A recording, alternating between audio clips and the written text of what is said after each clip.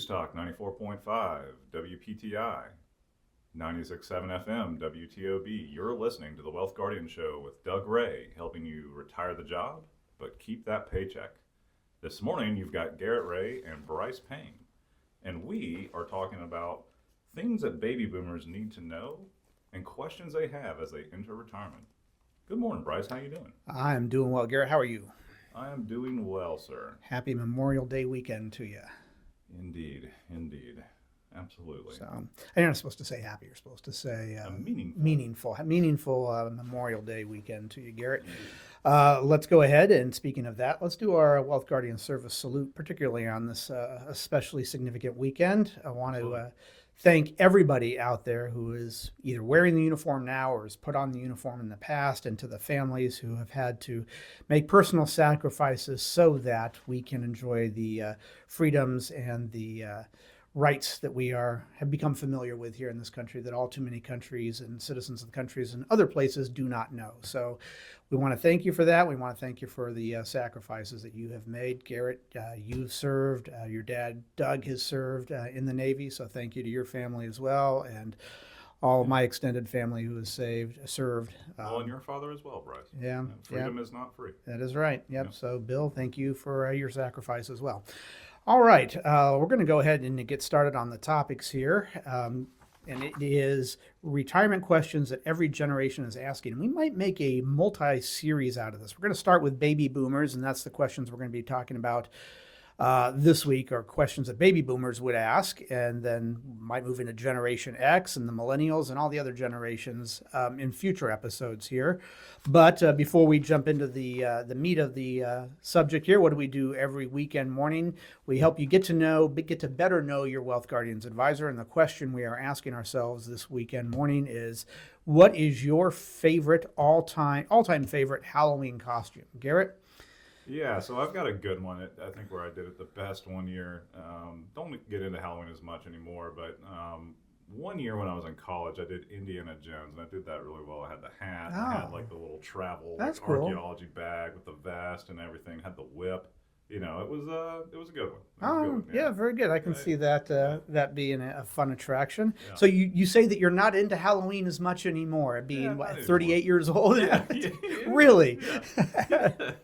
Well, seeing this, my birthday, I am always into Halloween and always enjoy dressing up for it, no matter how old I am. But I have a significant memory. I want to make this short, but my mom was dating a guy who apparently was a chemist to some degree back when I was maybe 8 years old.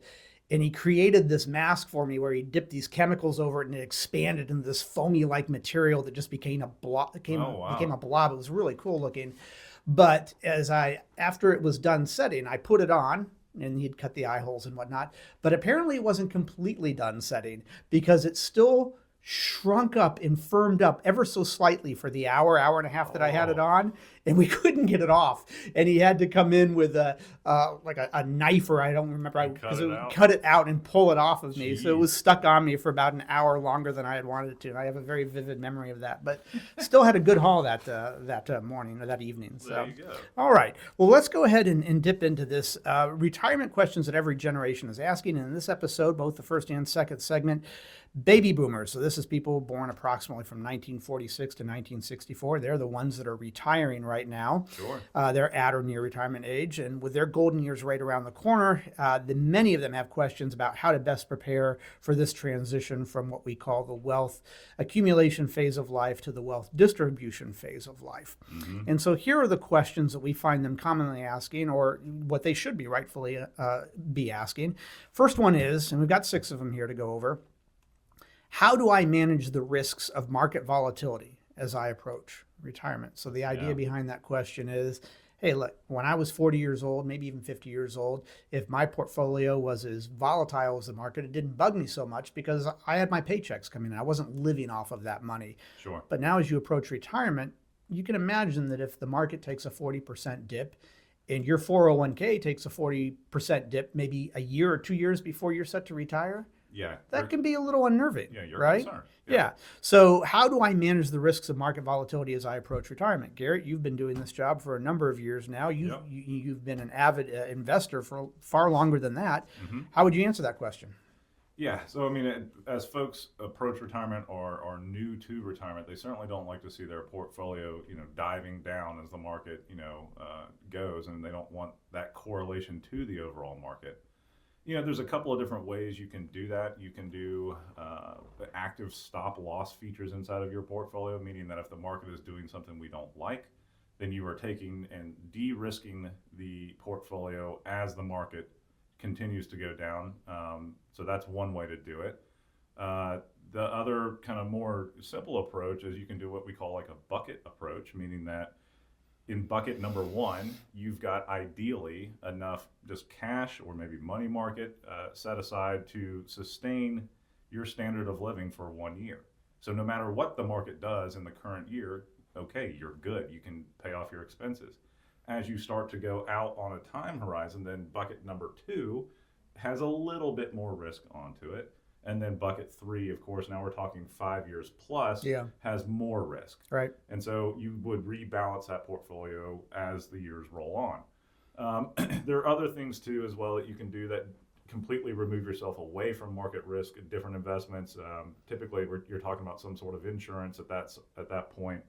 And there's lots of different options there in the insurance world, as far as like a whole life policy, perhaps an annuity of some sort.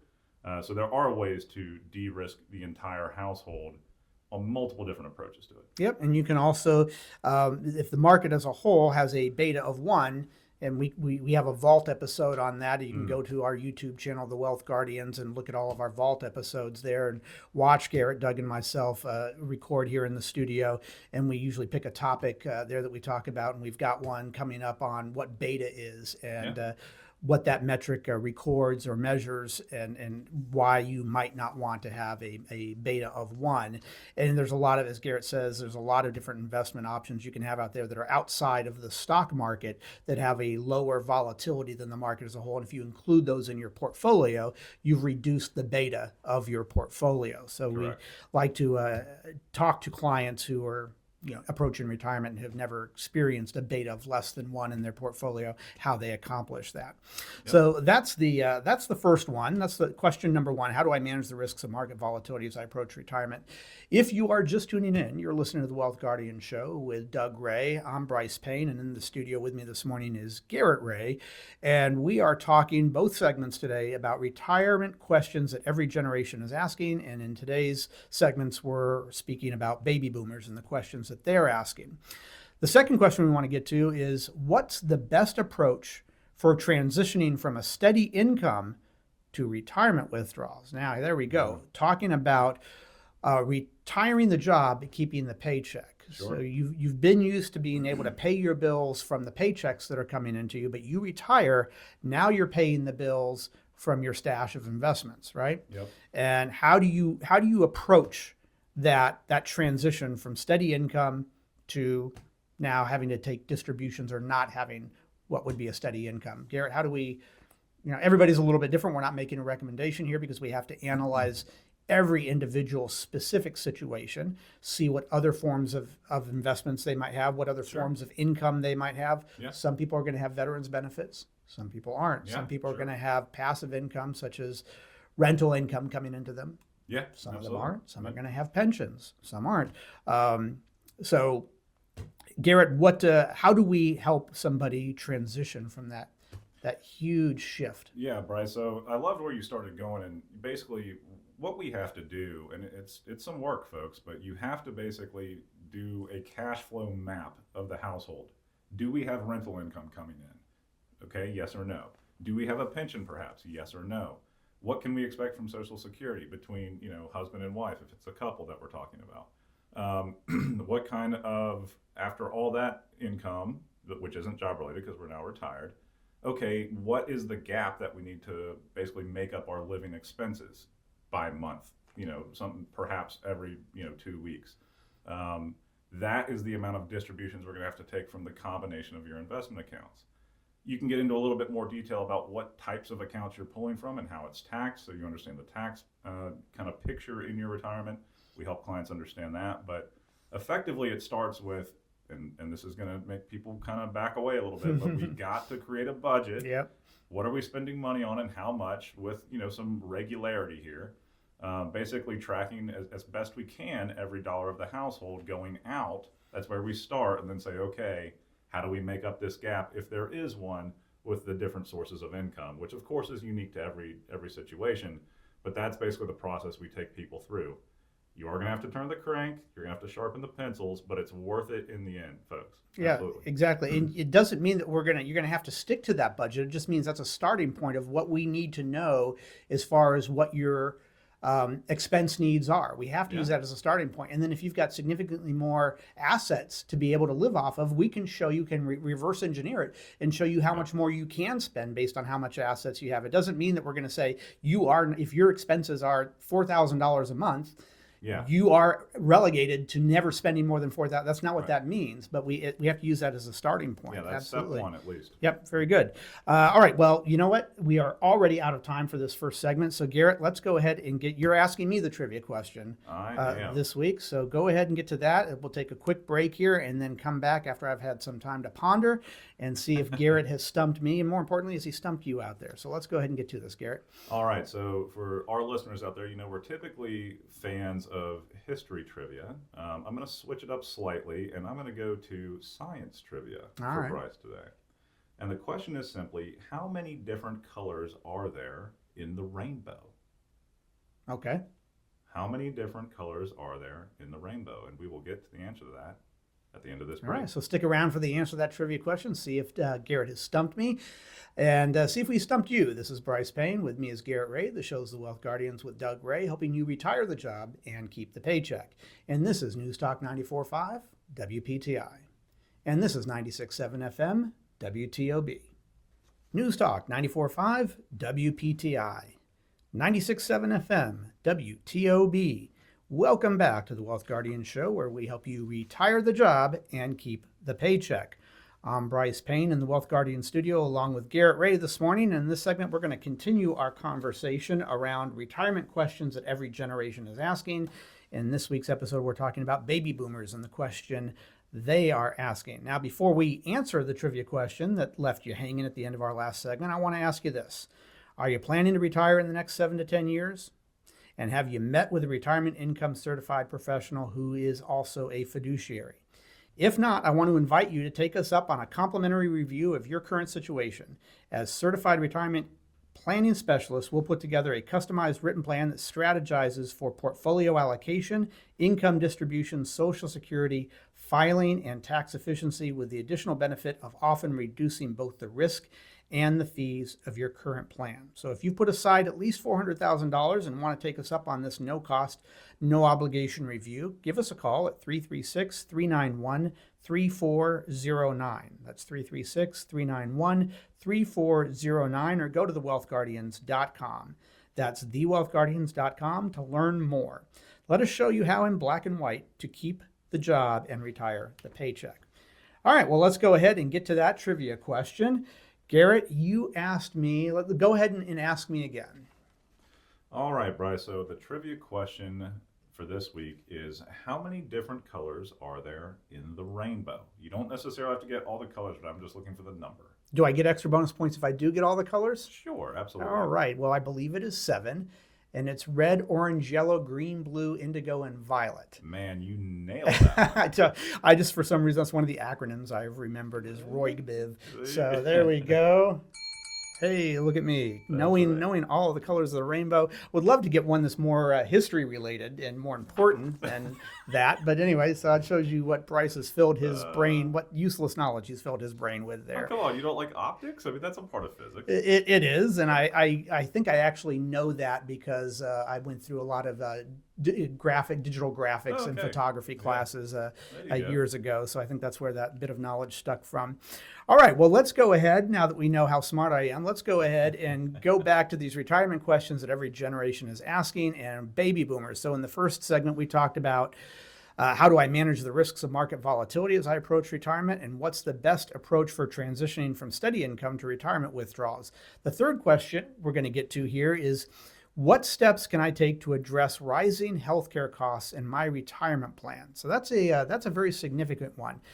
And I want to point this out. A lot of people will come to us, Garrett, in great health. They're 60 years old, 65 years old, have had the benefit of being in great health their whole life.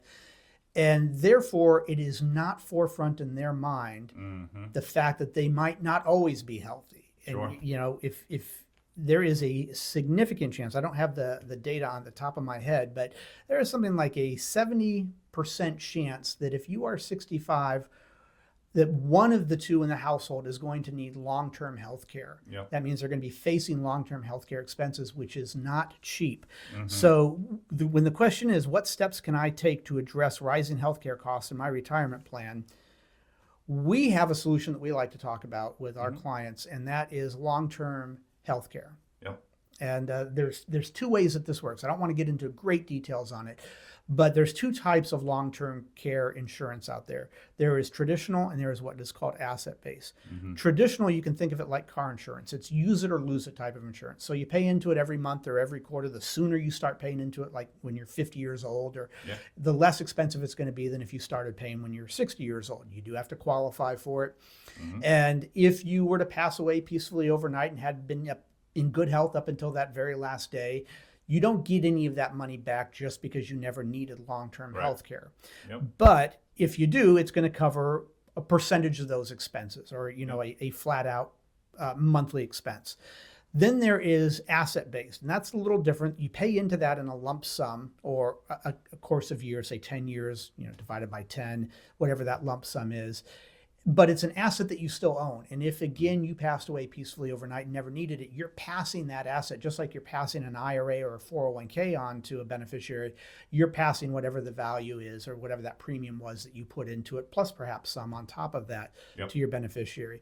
And if you use it, then you do need long-term care and you have those expenses. It'll pay out either a percentage or a dollar amount for the rest of your life or for a defined period of time. So that is the first part of the conversation that we would have on how do you prepare for those expenses. And we really want to caution you, hey, just because you've been in good health up until 65 years old or whatever age it is that you're retiring at, don't think that you're going to at 75 and 80, 85 years old have the benefit of just being in the same good health. That's not necessarily the way it works, unfortunately. Absolutely. All right. Anything to add to that, Garrett? I kind of jumped in the whole thing on that one. No, I think you definitely nailed the long-term care aspect. I was thinking a little bit more about how couples would basically strategize as far as their just basic health care insurance coverage. So if you've got one spouse, maybe there's an age gap. One spouse is 5 years older than the next. Maybe they can keep on the spouse that's still working, be on their insurance plan. If we are over the age of 65 and we haven't turned on Social Security, then of course there's our Medicare premium we've got to worry about. We're writing a check for that. So that just becomes part of the expense plan that we're working on for folks and just tracking, okay, let's make sure there's a line item for healthcare expenditures for sure. Right. That's one thing that we're absolutely going to add, even if it, like you said, the couple has been in relatively great health for their entire lives. We still want to go ahead and plan for it. Yeah, and we can help clients figure out year by year what tax bracket they're going to be falling into, and are they going to be paying an additional premium on their Medicare expenses as well, and help them figure out ways to not pay that extra premium year by year. It's not just a one and done strategy. You have to go over that year by year, but that's something else that we can help our clients with. Absolutely.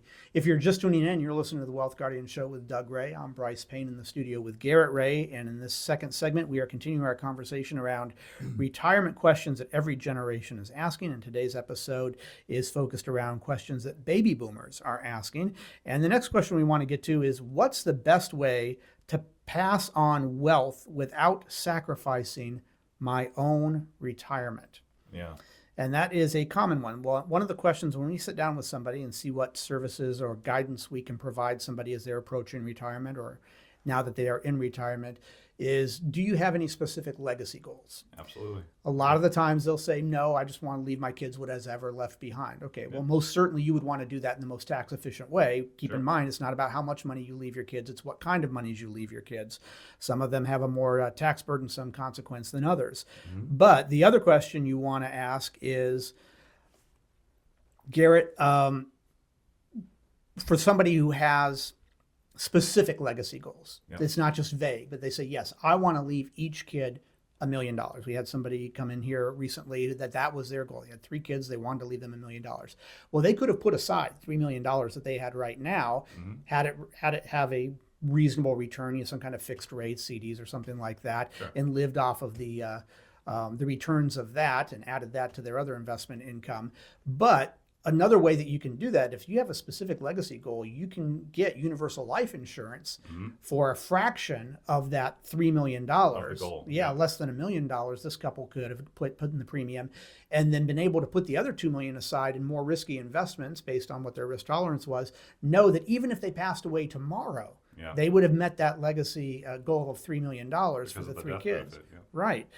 So there's a lot of different things that you can do. And for somebody who's not gone through this conversation or had this thought process going on with a professional, their first instinct is, well, I'm going to put aside $3 million because that's what I want to leave my kids. Well, there's better ways to do that. Yeah, absolutely. It just depending on what kind of risks you feel like taking. And with universal life insurance, you're not taking any risk there. So that's that. Garrett, what do you want to add to that? Yeah, I mean, I think you definitely covered the insurance angle and how that can be accomplished through insurance. But let's say that, there's someone out there who's just simply not interested in that for whatever reason. At a minimum, what we're going to go through with you during our process is understanding what accounts do you have and how would you set up your beneficiaries in such a way that they, of course, would inherit that when you pass. Now, we can talk a little bit about the tax efficiency of each account. Yes. If we're inheriting a traditional 401k or a traditional IRA, just know that whoever's inheriting that has 10 years to clean off the entirety of that account for tax purposes. That's going to be a huge burden on them. So could be, yeah. So you're leaving them, yes, a nice gift, but also a 10-year tax mess potentially. Yeah. If we have Roths, then that's a completely different picture because now whoever is inheriting that account is inheriting a tax-free gift. We got to do some work to build up the Roth at that point, but that's a strategy that we walk through, folks. If we're talking about a non-qualified or just a brokerage account, whoever's inheriting that's going to get the step up in basis, which of course we like, so that they don't have, if there are large long-term capital gains on that, they're not inheriting that tax burden at least immediately after the inheritance. So there's things that we can strategize around that as well for people who do have very specific legacy goals. It's not just about the amount that you're passing. It's about also the tax picture you're passing as well. Yeah, absolutely. And, Garrett, based on something you said there, somebody might take an issue and say, well, wait a second.